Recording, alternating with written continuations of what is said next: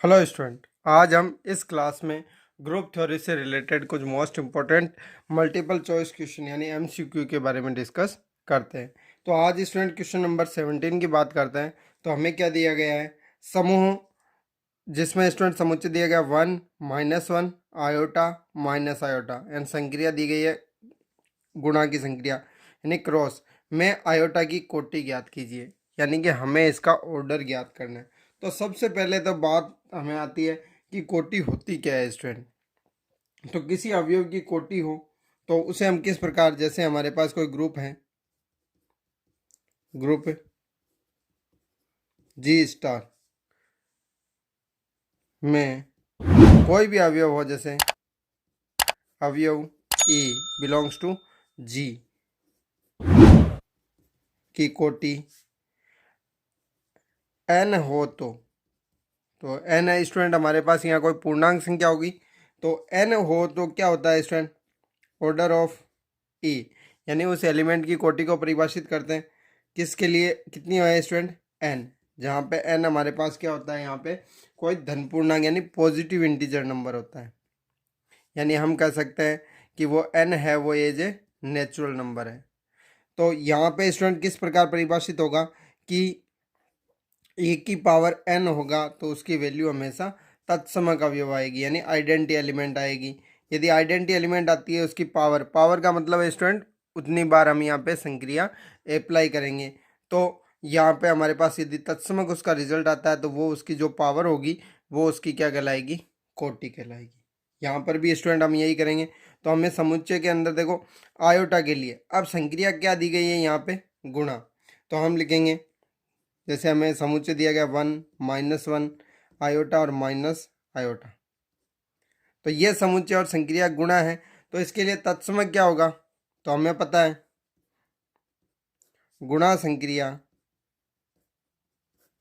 का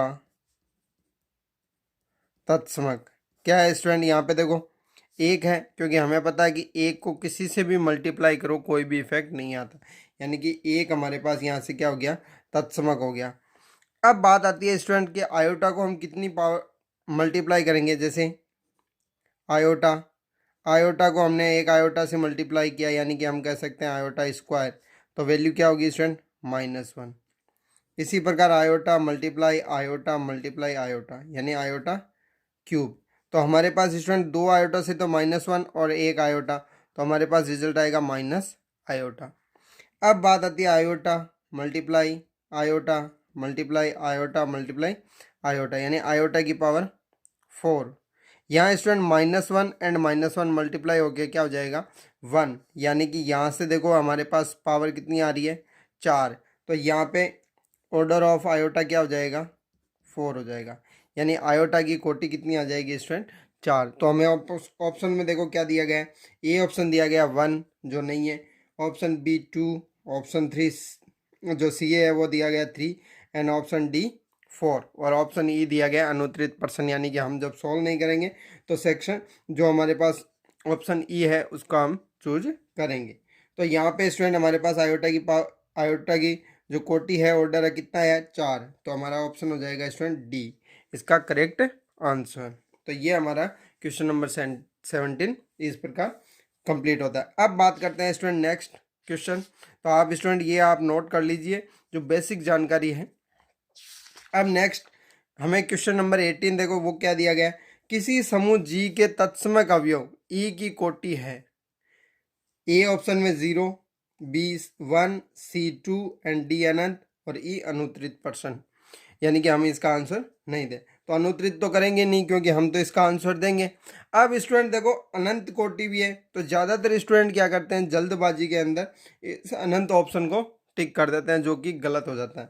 क्यों? क्योंकि हमने स्टूडेंट इससे पहले एक थ्योरम के बारे में डिस्कस किया था कि कोई भी ग्रुप है, चाहे XYZ कोई भी ग्रुप हो, तो हमने प्रूव किया था कि प्रत्येक ग्रुप के तत्समक की कोटि सदैव 1 होती है। ये स्टूडेंट आप नोट कर लीजिए, ये कई बार प्रश्न पूछा जाता है, ऐसा कंपटीशन एग्जाम में भी पूछा जाता है। जो हमारे पास बीएससी मैथ से या बीटेक मैथ से जो रिलेटेड कंपटीशन होते हैं स्टूडेंट, उनमें ये क्वेश्चन तो हमेशा पूछा जाता है कि ग्रुप के तत्सम की यानी आइडेंटिटी ऑफ ग्रुप की हमारे पास ऑर्डर क्या होगा। तो ये क्या होता है, हमेशा 1 होता है। तो यहाँ से हमारे पास देखो ऑप्शन कौन सा हो जाएगा स्टूडेंट, बी ऑप्शन हो जाएगा। तो इसका आंसर राइट होएगा बी। ध्यान रखना, क्योंकि ग्रुप कोई सा ही हो स्टूडेंट, जब तत्समक अवयव का पूछा जाए तो उसकी कोटि हमेशा कितनी होती है, 1 होती है। ये हमें ध्यान रखना है। तो आप इस लाइन को नोट कर लीजिए अपनी नोटबुक में। फिर नेक्स्ट बात करते हैं स्टूडेंट, क्वेश्चन नंबर 19। तो नेक्स्ट क्वेश्चन दिया गया हमें, देखो एक समूह बनाया गया है स्टूडेंट 0 1 2 3 4 5 और मोड संक्रिया दे रखी है योग मॉडुलो 6। तो स्टूडेंट हमारे पास योग मॉडुलो 6 का मतलब क्या हो गया। अब जैसे मॉडुलो संक्रिया होती है तो वो किस प्रकार परिभाषित होती है, यदि हमारे पास ए और बी दो अवयव हो किसी ग्रुप के और उनमें प्लस की संक्रिया मॉडुलो 6 यहाँ अप्लाई होती है, तो इसके दो रिजल्ट होते हैं। यहाँ पे ए प्लस बी रिजल्ट कब लिखा जाएगा, यदि आपके पास ए और बी का जो आंसर है वो हमेशा 6 से कम है, तो यहाँ पे इसका रिजल्ट ए और बी होगा, दोनों का योग। यदि ए प्लस बी -6 किया जाएगा, जब तक स्टूडेंट 6 से छोटी वैल्यू नहीं आ जाए, तो कब किया जाएगा, यदि आपके पास ए प्लस बी की वैल्यू है वो ग्रेटर देन इक्वल टू 6 यानी 6 से बड़ी या बराबर नहीं हो। तो इस कंडीशन में स्टूडेंट हमें, ये तो मॉड्यूलो संक्रिया जो हम इसकी संक्रिया टेबल बनाएंगे, जो संक्रिया सारणी बनाते हैं उसमें काम आता है इसको ग्रुप सिद्ध करने के लिए। लेकिन अगले ने कहा कि ये ग्रुप है, हमें ऑर्डर निकालना है स्टूडेंट। तो जैसे ही अब हमें 2 की पावर स्टूडेंट प्लस संक्रिया, तो यहाँ पे मैंने अभी बात की थी कि इसका यदि कोई अवयव ए है तो एक की ऑर्डर होगी, वो n है तो इसका मीन है एक की पावर n है, वो तत्समक अवयव आता है। अब स्टूडेंट यहाँ योग संक्रिया का क्या है, तो योग संक्रिया में +6 है का तत्समक अवयव। तो सबसे पहले तो देखो तत्समक अवयव क्या है यहाँ पे, 0। तो यहाँ 0 स्टूडेंट तत्समक अवयव है, तो 0 कब आता है, तो यहाँ से स्टूडेंट हम देखें 2 को कितनी बार अप्लाई करेंगे, या n का मतलब है स्टूडेंट अप्लाई कर रहे, तो यहाँ पे देखो 2 + 6 2, यानी कि हम इसको लिख सकते हैं 2 का स्क्वायर, तो कितना आ रहा है 4। लेकिन यही स्टूडेंट हमारे पास 2 + 6 2 + 6, यहाँ पे स्टूडेंट 2, तो 2 को हमने कितनी बार स्टूडेंट अप्लाई किया, 3 बार, तो हमारे पास क्या हो जाएगा 2 क्यूब।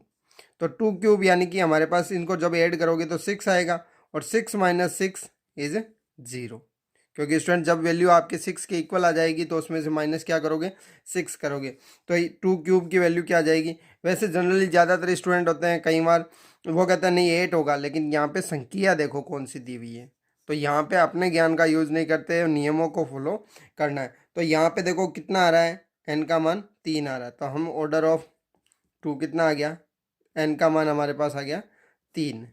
तो यहाँ पे 2 की कोटि कितनी हो जाएगी स्टूडेंट, 3 हो जाएगी। हमें देखो यहाँ क्या दिया गया है, 1, बी में दिया गया 2, सी में दिया गया 3 एंड डी में 4, यानी कि इसका आंसर क्या हो जाएगा, करेक्ट आंसर सी, यानी इसकी कोटि क्या हो जाएगी, 2 की 3 कोटि हो जाएगी।